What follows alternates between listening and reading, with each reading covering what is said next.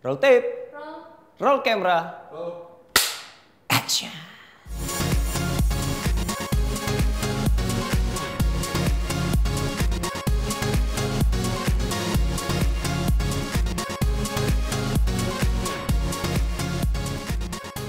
Saat di Hari Untuk Amanda lu udah mulai direct, produce, keterlibatan lu semakin menyeluruh di CDT. Itu karena memang lu punya kepentingan untuk melindungi ide kreatif yang memang lu build dari awal, atau emang lu dasar control freak, atau kenapa lu harus terlibat sedalam itu? Karena orang ribet tau, nggak harus banyak yang dipikirin, lu nge-produce juga, lu ngembangin skrip juga. Mungkin ya cinta kali ya, maksudnya segitu cintanya sama film yang gue kerjain.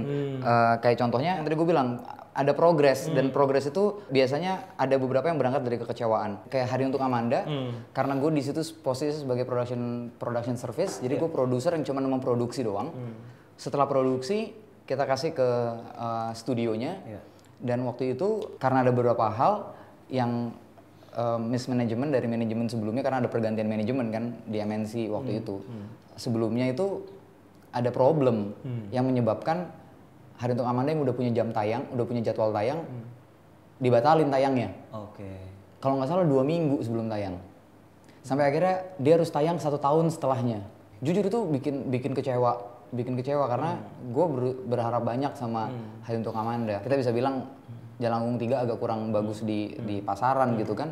Ketika ini mundur dan itu nggak ada di kontrol gue ngerasa next time gue harus nggak cuma production service, kita harus jadi film company yang juga merilis film kita sendiri.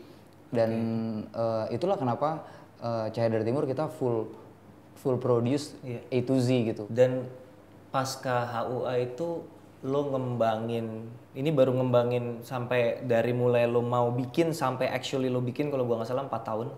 4 tahun. 2000 Kenapa? Ya. 4 tahun kira-kira ya. Ya menurut gua nggak banyak filmmaker yang meluangkan waktu sebanyak itu untuk persiapan gitu. Kenapa risetnya harus sampai kayak gitu sih? Kita butuh banyak data untuk bikin skrip saat itu. Dan skripnya cukup panjang dikerjain, cukup lama dikerjainnya.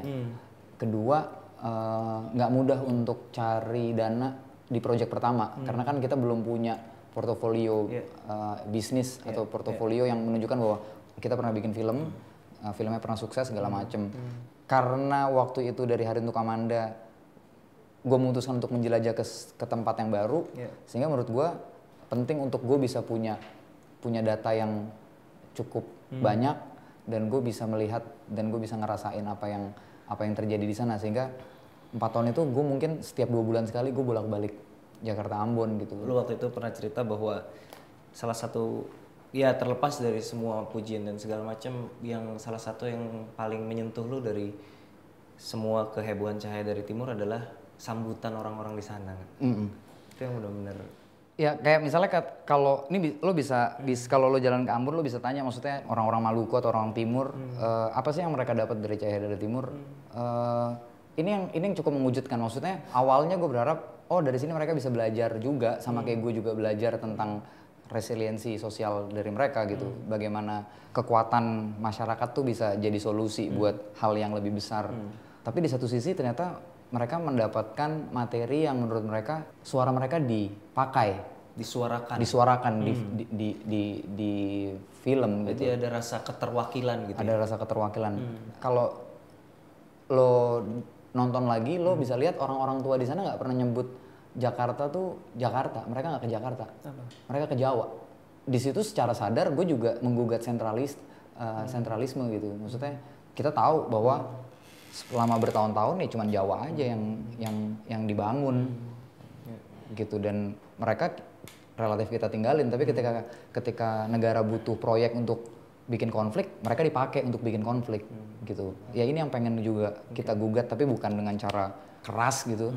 Ya tapi kalau lihat plot dan struktur cerita, pengkarakterisasian, ya itu yang mau kita ambil, dan itu juga bagian dari research. Tapi gue nggak berharap bahwa itu terlihat di mereka, tapi ternyata mereka ngerasain banget. Gue masih pengen ngebahas CDT. Satu hal yang gue nggak tahu banyak orang atau enggak yang menyadari ini, tapi Chico Jericho sebelumnya CDT itu kan, no offense buat pemain sinetron, tapi dia stripping sinetron, dan yang gue tahu pemain sinetron itu banyak duit, dengan effort yang mungkin jauh lebih kecil dibandingin harus ngerjain project kayak gini gitu. Kenapa dia mau ya nggak? Dan kenapa lu percaya sama dia gitu? Waktu Ciko datang ke Visinema buat casting, secara look Anggi waktu itu bilang, nih kalau dia rambutnya gondrong dikit, dia lebih gondrong dan dia brewok, Ambon banget nih, bisa nih jadi orang Ambon. Terus, tapi video castingnya enggak. Enggak banget video castingnya. Ciko tau lah, dan gue sering ngomong di media bahwa video castingnya Ciko tuh jelek gitu di waktu casting. Tapi ada satu momen di mana gue ngeliat matanya dia, kok kayaknya anak ini punya sesuatu gitu. Gue ngeliat ini anak kayak punya, gue mau explore deh gitu. Terus gue bilang sama casting director gue, bisa nggak gue makan siang gitu sama dia berdua. Ya udah gue makan siang sama dia berdua, gue ceritain tentang filmnya, gue ceritain tentang rencana gue. Terus gue bilang, gue butuh pemain yang bisa punya waktu untuk ikut riset. Karena ini nggak gampang nih. Ini bukan karakter yang bisa dimainin, tapi karakter yang harus bisa dihidupin gitu. Karena orangnya ada, konfliknya ada, dunianya ada. Gimana nih cara kita ngehidupin ini di layar gitu. Terus Ciko bilang bahwa gue sekarang lagi stripping, Gajah Mada. Ratingnya lagi tinggi.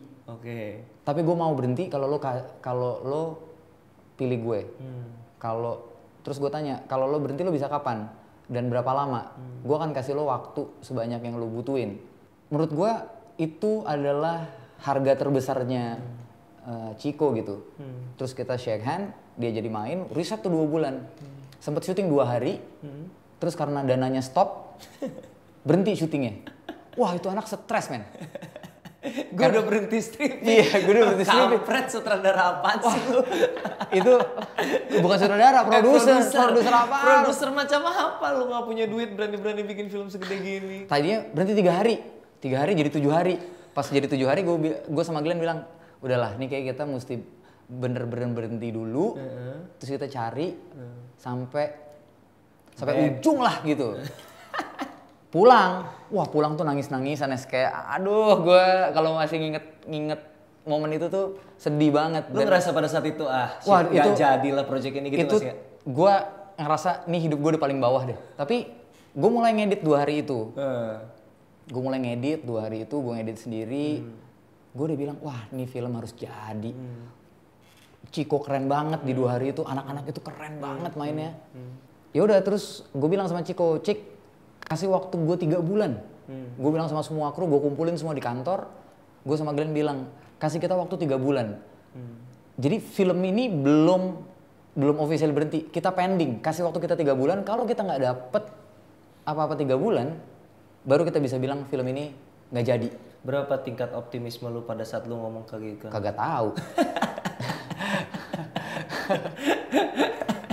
Gue nggak punya list investor, itu blank. Tapi gue yakin sebenarnya deep down inside lu tuh sebenarnya ragu pada saat itu. Gue yakin. Tapi karena materinya blind faith aja kan, maksudnya lu nggak tahu lu mesti gimana. Ya kayak lu percaya sama Tuhan lah, lu nggak pernah lihat juga gitu. Sampai akhirnya teaser yang kita buat dari 2 hari syuting itu bikin Pak Gita ikut gabung. Nah dari Pak Gita sama Pak Arifin itu ikut gabung, jadilah maksudnya adalah budget gitu dan akhirnya kita lanjutin syuting. Dan gue bilang sama Ciko, Cik hari pertama setelah syuting selesai ini gue pengen ngambil adegan yang Beta Maluku yang dia pidato di ruang ganti. Itu hari pertama syuting. Setelah break. Itu semua orang bilang gila lu nggak. Astrada gue bilang nggak boleh.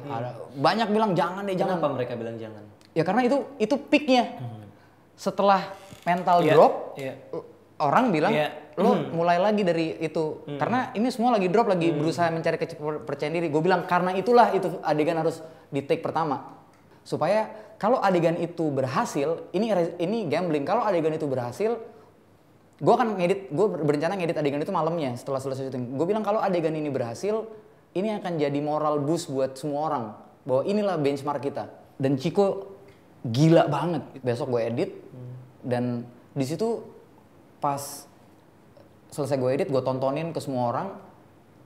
Di titik itu gue ngerasa film ini bakal jadi sesuatu. Karena orang-orang di dalamnya itu naruh passion sama faith-nya gede banget.